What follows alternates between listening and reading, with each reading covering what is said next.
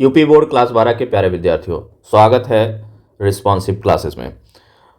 बच्चों, आपके लिए साहित्यिक हिंदी का मॉडल पेपर है और 24 फरवरी एग्जाम के लिए बहुत ही महत्वपूर्ण है। ये मॉडल पेपर अगर आप देखेंगे तो यहाँ से आप 95 प्लस मार्क्स स्कोर कर सकते हैं।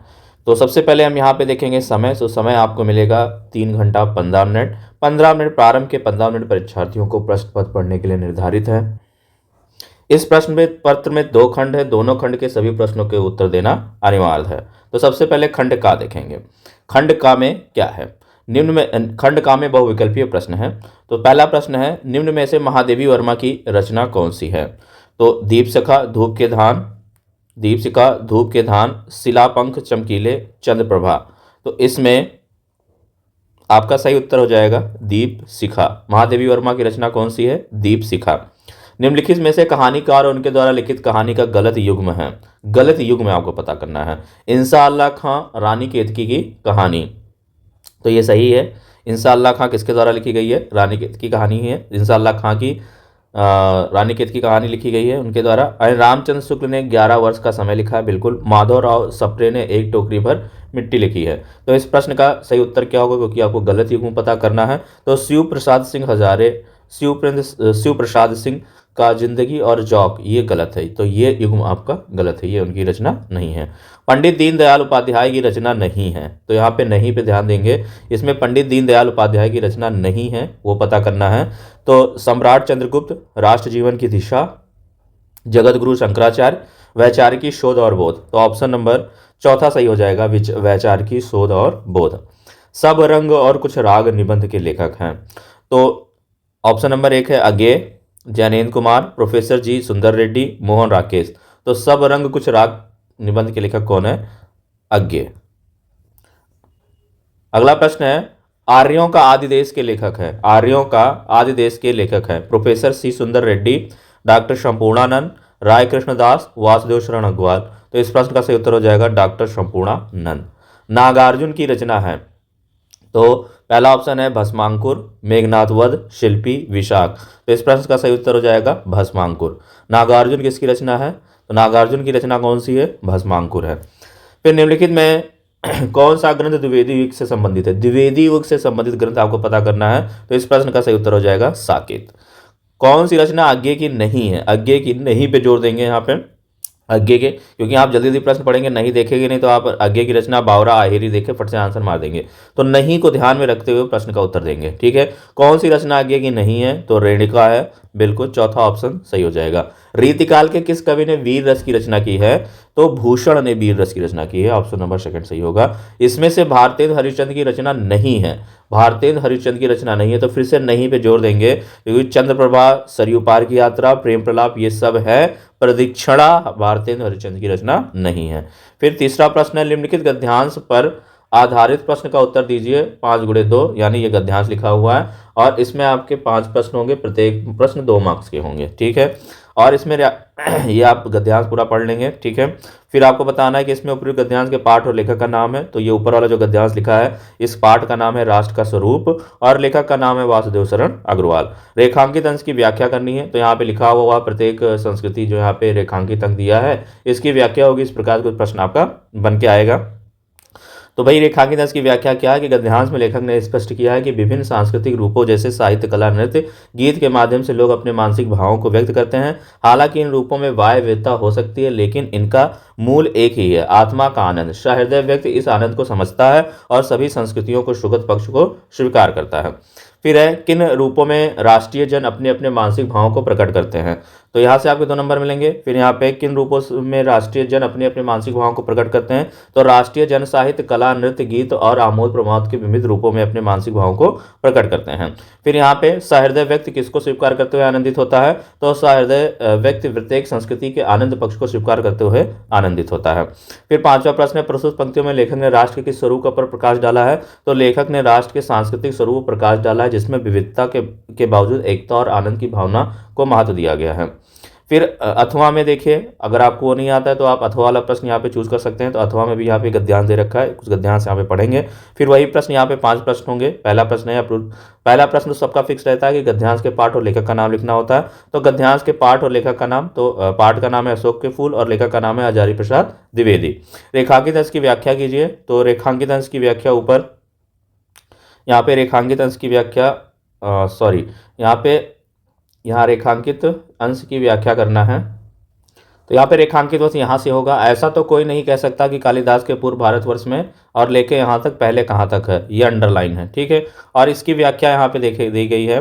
रेखांकित अंश की व्याख्या कीजिए। तो लेखक का कहना है कि संस्कृत साहित्य में महाकवि कालिदास के पूर्व अशोक पुष्प का वर्णन कहीं नहीं मिलता।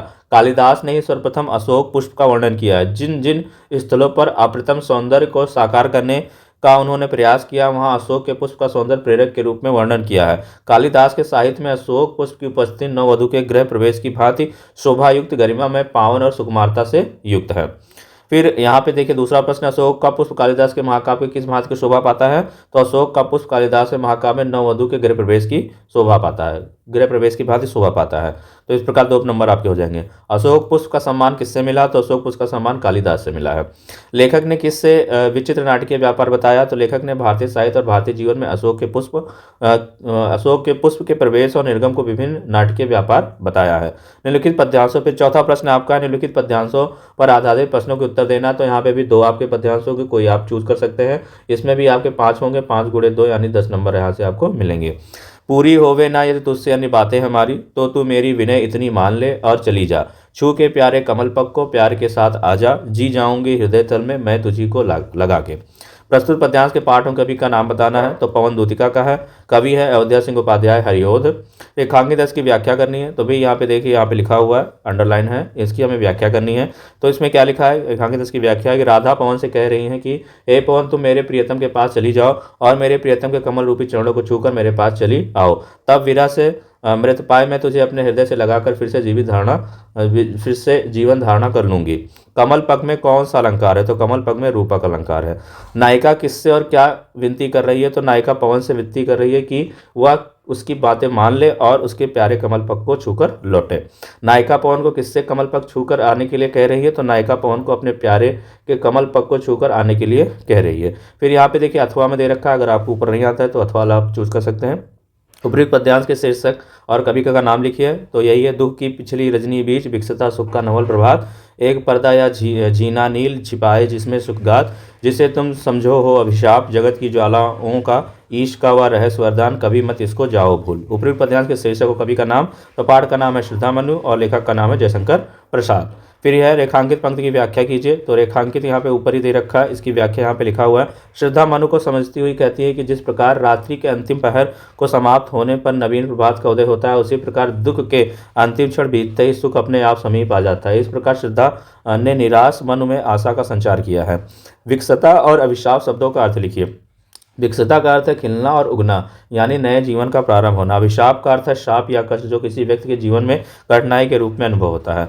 फिर है श्रद्धा किसके हताश मन को प्रेरणा दे रही है। तो श्रद्धा मनु के हताश मन को प्रेरणा दे रही हैं। 5वां प्रश्न है, जगत की ज्वालाओं का मूल से कवि का क्या आशय है। तो जगत की ज्वालाओं के मूल से कवि का आशय है कि जो कठिनाइयाँ और दुखद स्थितियाँ जीवन में आती हैं, उन्हें एक नकारात्मक अनुभव के रूप में न देखकर उन्हें ईश्वरीय वरदान के रूप में स्वीकार करना चाहिए। कठिनाइयाँ जीवन के विकास और समर्पण का हिस्सा है। निम्नलिखित में से किसी एक लेखक का साहित्यिक परिचय देते हुए उनकी रचनाओं का उल्लेख कीजिए। तो भाई यहाँ पे 80 शब्द में देना है। वासुदेव शरण अग्रवाल, प्रोफेसर जी सुंदर रेड्डी, हरिशंकर परसाई। तो इसका उत्तर है भाई यहाँ पे जैसे मैं लिख रहा हूँ जीवन परिचय, इसी प्रकार आपको लिखना है। तो सबसे पहले डॉक्टर वासुदेव शरण अग्रवाल यहाँ पे चूज किया गया है। तो इनका जीवन परिचय है। तो यहाँ पे वासुदेव शरण अग्रवाल का जीवन परिचय दे रखा है। सबसे पहले जीवन परिचय हेडिंग डालकर लिखेंगे। डॉक्टर वासुदेव शरण अग्रवाल का जन्म 1904 ईस्वी में मेरठ जिले में खेड़ा नामक गांव में हुआ था। उनके माता पिता लखनऊ में रहते थे, अतः उनका बचपन लखनऊ में ही बीता। इन्होंने काशी विश्वविद्यालय से BA और लखनऊ विश्वविद्यालय से एमए और पीएचडी की उपाधि प्राप्त की। इन्होंने पाली, संस्कृत और अंग्रेजी आदि भाषाओं का गहन अध्ययन किया। हिंदी साहित्य की सेवा में लीन यह महान व्यक्ति 27 जुलाई सन 1967 ईस्वी में भारत माता के चरणों में हमेशा के लिए सो गया। इनका साहित्यिक परिचय क्या है? तो साहित्यिक परिचय देते हुए जीवन परिचय देना था 80 शब्दों में।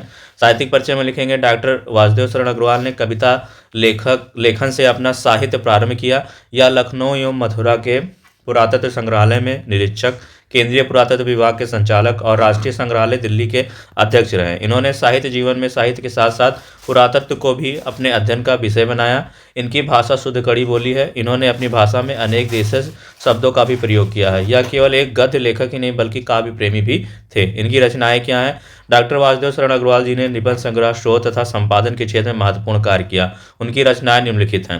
निबंध संग्रह इनकी कल्पवृक्ष, कल्पलता, पृथ्वीपुत्र, वाग्धरा, वेद विद्या आदि, और शोध ग्रंथ पाणिनिकालीन भारत है, और संपादन की पद्मावत और हर्ष चरित है। फिर यहाँ पे देखिए खा में है निम्नलिखित में से किसी एक कवि का साहित्य परिचय देते हुए उनकी प्रमुख रचनाओं को उल्लेख कीजिए। तो दो जो आपका जीवन परिचय लिखने के लिए आता है। तो यहाँ पे भी 80 शब्द है। 5 नंबर का है भारतेंद्र हरिश्चंद्र, महादेवी वर्मा, जयशंकर प्रसाद। इन तीनों में से कोई आप एक चूज कर सकते हैं। यहाँ पर जो लिया गया वो जयशंकर प्रसाद का लिया गया, क्योंकि बहुत इंपॉर्टेंट है। जयशंकर प्रसाद का जीवन परिचय लिखने के लिए आता है। ठीक है, तो जयशंकर प्रसाद का जीवन परिचय लिखना है। सबसे पहले क्या करेंगे? हेडिंग डालेंगे जीवन परिचय। जिस प्रकार यहाँ पे लिखा हुआ है सेम ऐसे ही आपको लिख करके आपको एग्जाम में लिखना है। जीवन परिचय। जयशंकर प्रसाद जी का जन्म काशी के एक वैश्य परिवार में सन 1889 ईस्वी में हुआ था। इनके पिता का नाम देवी प्रसाद था। इनके बचपन में ही पिता की मृत्यु हो जाने के बाद इनकी प्रारंभिक शिक्षा घर पर हुई थी। घर पर ही इन्होंने हिंदी, संस्कृत, उर्दू, फारसी आदि भाषाओं का गहन अध्ययन किया। इनकी आर्थिक स्थिति बहुत खराब थी। क्षय रोग से पीड़ित होने के कारण सन 1937 ईस्वी में अल्पायु में ही इन महान साहित्यकार का स्वर्गवास हो गया। साहित्यिक परिचय में लिखेंगे जयशंकर प्रसाद जी छायावाद के प्रवर्तक थे। इन्होंने अपनी रचनाओं में ही हिंदी को समृद्ध किया। जयशंकर प्रसाद जी एक कवि ही नहीं बल्कि नाटककार, उपन्यासकार, कहानीकार और निबंधकार भी थे। इनके काव्य में प्रेम और सौंदर्य का चित्रण होता है। यह अनेक विषयों तथा भाषाओं के प्रकांड विद्वान थे। रचनाएं इनकी है भाई इंपॉर्टेंट रचनाएं: आंसू, लहर, झरना, कामायनी, आंधी, इंद्रजाल, आकाशदीप, एक घूंट, कामना, कंकाल, तितरी। इनकी सारी रचनाएं इंपॉर्टेंट हैं और ये सारी रचनाएं आप याद कर लीजिए। फिर है पंचलाइट कहानी का सारांश लिखिए। अधिकतम शब्द सीमा 80 शब्द। ठीक है, तो पंचलाइट कहानी किसके द्वारा लिखी गई है? फणीश्वर नाथ रेणु के द्वारा लिखी गई है। क्या है कहानी? पंचलाइट कहानी फणीश्वर नाथ रेणु द्वारा लिखित वातावरण प्रधान और आंचलिक कहानी है। कैसी कहानी है ये? आंचलिक कहानी। इस कहानी के माध्यम से कहानीकार ने गांव की दशा का वर्णन किया है। सारांश है, मैथो टैली के लोग चंदे का पैसा एकत्र करके रामनवमी के दिन मेले से पंचलाइट खरीद कर लाते हैं, क्योंकि उसे मोहल्ले के लिए पंचलाइट एक नई वस्तु है। उस मोहल्ले के लिए पंचलाइट एक नई वस्तु है, इसलिए पंचों के द्वारा लाए जाने पर मोहल्ले में एक कौतूहल है। हर आदमी उसके बारे में जानना चाहता है। जब उसे लाया जाता है तो पूजन की व्यवस्था की जाती है। कीर्तनकार आते हैं। औरतें भी मारे खुशी के गीत गाने लगती हैं, लेकिन उसे लगाना कोई नहीं जानता है, इसलिए सब दुखी हो जाते हैं। दूसरी पंचायत के द्वारा उनकी हंसी भी उड़ाई जाती है। मुन्नी जब यह देखती है कोई उसे जला नहीं पा रहा है तो वह अपने सहेली कनेली के माध्यम से गोधन के नाम का प्रस्ताव रखती है, किंतु गोधन को पंचायत द्वारा निकाल दिया जाता है, क्योंकि वह मुन्नी के घर के पास आकर फिल्मी गाना गाता था। फिर भी समस्या को ध्यान में रखकर छड़ीदार उसे बुलाने जाते हैं, लेकिन वह नहीं आते हैं। दूसरी बार गुलरी काकी उसे बुलाने जाती है तो वह आ जाता है। उसके आने पर सभी के चेहरे खिल जाते हैं, सब प्रसन्न हो जाते हैं। वह इसलिए कि पंचलाइट अब जल जाएगा। गोधन आकर कहता है कि ठीक है, हम इसे जला देंगे, लेकिन थोड़ी सी स्प्रिट दे दो। इस पंचायत में स्प्रिट ही नहीं है। मुन्नी गरी का तेल लाकर देती है और गोधन पंचलाइट जला देता है। सब लोग प्रसन्न हो जाते हैं, जिसके कारण पंचायत द्वारा उसके समस्त गुनाह माफ कर दिए जाते हैं। उसे कहा जाता है कि अब तुम फिल्मी गाना गा सकते हो। पंचायत के सभी लोग अति प्रसन्न हो जाते हैं। फिर यहाँ पे 7वां प्रश्न है, स्वपठित खंडकाव्य के आधार पर किसी एक खंडकाव्य को एक प्रश्न का उत्तर लिखिए। ठीक है, तो आपके जो भी खंडकाव्य आपने ले रखी है, रश्मिरथी, श्रवण कुमार है, आलोक व्रत है, मुक्ति युद्ध है, सत्य की जीत है, त्यागपथी है, ये समय से आप कोई भी एक चूज कर सकते हो। निम्नलिखित संस्कृत गद्यांश में से किसी एक को संदर्भ सहित हिंदी में अनुवाद करना है। 7 नंबर का आता है। ठीक है, तो यहाँ पे दे रखा है और इसका प्रश्न संदर्भ सहित अनुवाद करना। तो संदर्भ क्या है भाई? ये जो ऊपर लिखा हुआ है ये है प्रस्तुत गद्यांश हमारी पाठ्य पुस्तक संस्कृत के संस्कृत भाषाया महत्व नामक पाठ से यह अवतरित है। इसका अनुवाद नीचे लिखा रखा है कि संस्कृत का साहित्य सरस तथा व्याकरण सुनिश्चित है। उसके गद्य एवं पद में लालित्य भाव अभिव्यक्ति की सामर्थ्य और अनुपम श्रुति माधुर्य है। अधिक क्या कहें, चरित्र निर्माण की जैसी अच्छी प्रेरणा संस्कृत साहित्य देता है वैसी कोई अन्य साहित्य नहीं देता है। मूलभूत मानवीय गुणों की जैसी विवेचना संस्कृत साहित्य में है वैसी अन्यत्र नहीं है। दया, दान, पवित्रता, उदारता, ईर्ष्या न करना, क्षमा तथा अन्य अनेक गुण उस साहित्य के अध्ययन से उत्पन्न होते हैं। फिर इसके अलावा ऑप्शन में दे रखा है, तो आपको ऊपर वाला नहीं आता है तो यहाँ से आप चूज कर सकते हैं। संदर्भ है, प्रस्तुत गद्यांश हमारी पाठ्य पुस्तक संस्कृत दिग्दर्शिका के आत्मज्ञ एवं सर्वज्ञ नामक पाठ से यह अवतरित है। अनुवाद है, याज्ञवल्क्य बोले, नहीं, तुम्हारा भी जीवन वैसा ही हो जाएगा जैसा साधन संपन्नों का जीवन होता है।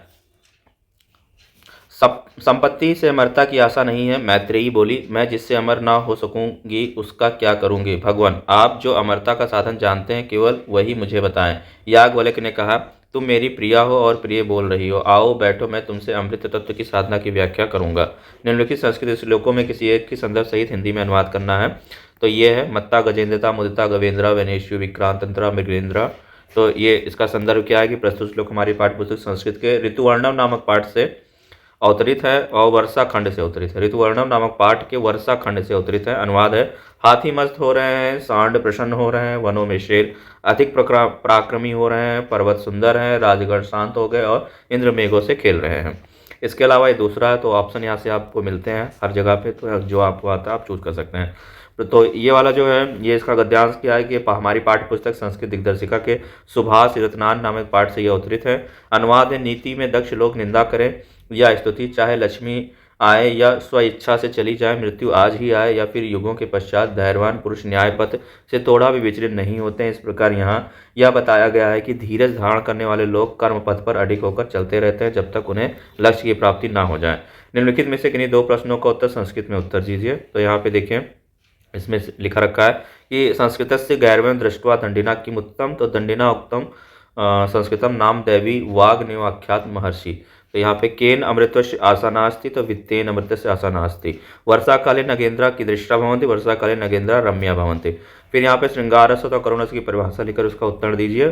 ठीक है, यमक अलंकार सदेह लेकर परिभाषा उदाहरण से लिखिए। 2 नंबर का चौपाई छंद या कुंडलिया, ये सारे इंपॉर्टेंट है भाई, हर एग्जाम में इंपॉर्टेंट रहते हैं, ये इनको आपको याद करके रखना है। निम्नलिखित में से किसी एक विषय पर निबंध लिखना है। तो साहित्य, प्रदूषण की समस्या और समाधान, आतंकवाद, विज्ञान, वरदान, अभिशाप, इसमें से कोई भी आप एक चूज कर सकते हैं। ठीक है, तो इनका मैं निबंध की वीडियो बना दूंगा। साहित्य और समाज, प्रदूषण की समस्या और समाधान, आतंकवाद मानवता के विकास में बाधक, विज्ञान, वरदान, अभिशाप में से इनमें चारों पे मैं आपको निबंध बना दूंगा, आप इसको लर्न कर देंगे।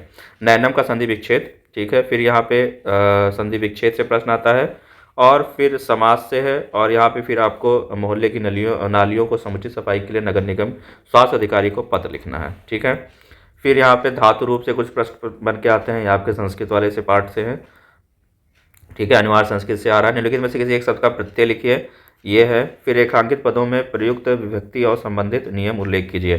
ठीक है, नियम और विभक्ति बताना है।